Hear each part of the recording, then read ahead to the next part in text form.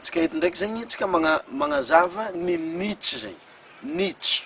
Aloha soratantsika zegny ino Nietzsche zay. Nietzsche.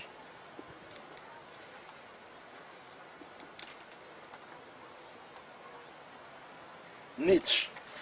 I Nietzsche ty zegny safidinao à partir-ny passion ndraiky talenta. Io zegny zavanao ny Nietzsche-nao zegny, ny raha magnavanagna anao, ino raha tegna hainao. Zay zegny safidiananao ny Nietzsche. Safe raha ohatra ka anao zegny mitsavo le raha raiky tianao, tsy maregny kajo anao, avyo na dia marary anao, mavita izy fo zegny anao. Zay zegny ny tokony isafidiananao le Nietzsche magnodidigny ny passion-nao ndraiky ny talentanao.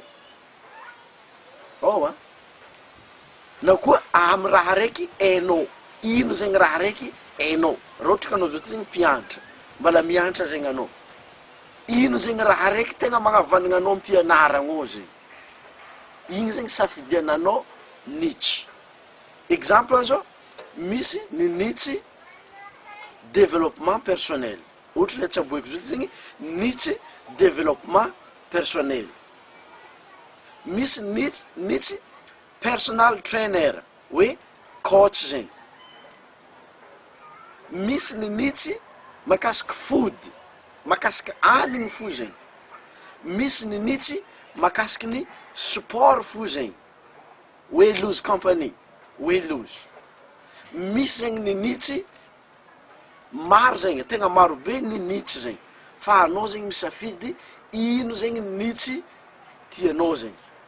Ambelako amin'ny ambany eo zegny ny karazagna Nietzsche misy listy amin'ny plateforme idirantsika magnaraka eto zegny. Safe amin'ny plateforme ty zegny atsika magnazava aminao ary magnamia exemple anao hoe iretiretiretirety zegny ny Nietzsche azo safidiananao raha ohatra ka mbala tsy hainao zegny ino zegny ny raha tianao, ino zegny ny raha anagnanao traikefa, ary ino zegny ny raha hainao zegny amazavantsika izy.